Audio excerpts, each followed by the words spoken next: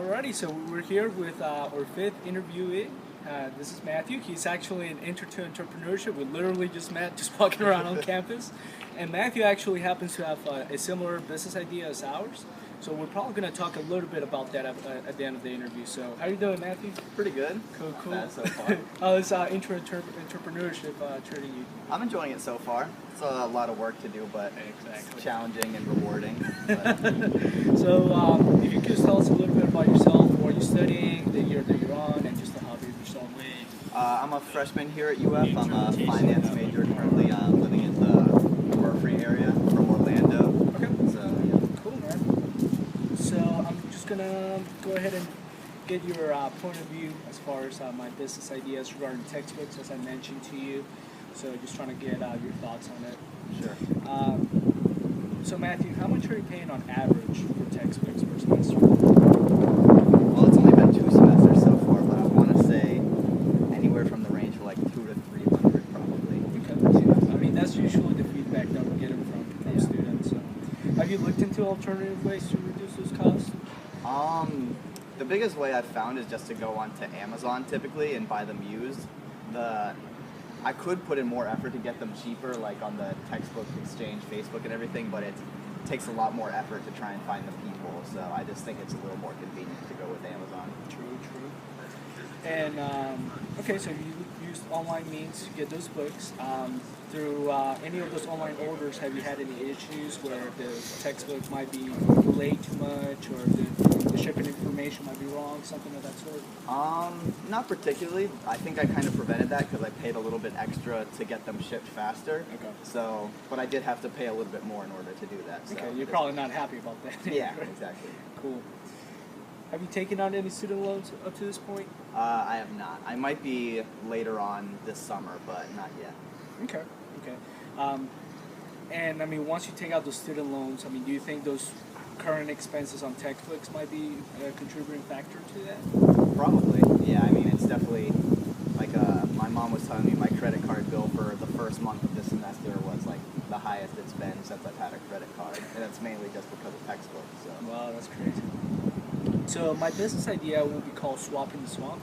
It will be a service center here in Gainesville on West University Avenue, where students will be able to bring in their old textbooks that they currently don't need and go ahead and exchange them with other books that students will have that they don't need anymore, and books that you need. Yeah.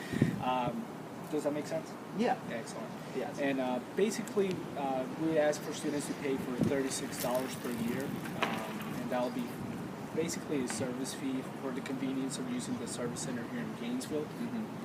I mean, it could be paid per semester, per month. We will have many different payment plans. And also with that, we'll have different businesses that could advertise on the book covers. They'll pay $3,000 per year to put their book, to put the business logo and put their name on it. Mm-hmm. So with that, we'll be able to mitigate some costs as far as rent and utilities. So, Yeah. do you think this type of service would be something that you would use?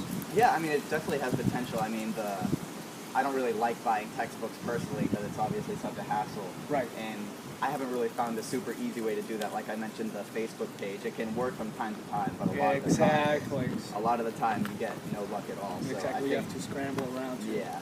So I think something like that could definitely work for a lot of people. Excellent. And do you think you'll be most likely to use the businesses that pay for the advertising on the books, being that they're ultimately doing an investment on your future? I mean, yeah, I might pay more attention to them because of that, and might give them more exposure that I might not have seen them in other places. So yeah. True. Any suggestions that you may have? Not really. I mean, just maybe make sure you keep advertising it and promoting it through UF or something like that. Like have people in Turlington or young buyers, stuff like that. So just really quick, Matthew actually has a similar idea where he will have an app. So actually, of having a physical location, he will have an app to be able to make those exchanges. So, Matthew, just basically thinking a little bit far ahead, but do you think my business idea could probably work in conjunction with your business idea and probably make it better for everybody? Yeah, probably. I mean, if you combine the two together, you could go on the app and like see if the book is available at the store location, and then you could go there instead of just going there and maybe it's not there. So if it's okay with you, Matthew, I'm probably going to ask you just so we can connect. I'll probably have the link to your video in my description for this video so people are able to view the two interviews. Yeah, sure. So they kind of get a better idea. So Yeah, definitely. sounds good. So there you have it, folks. Thank you.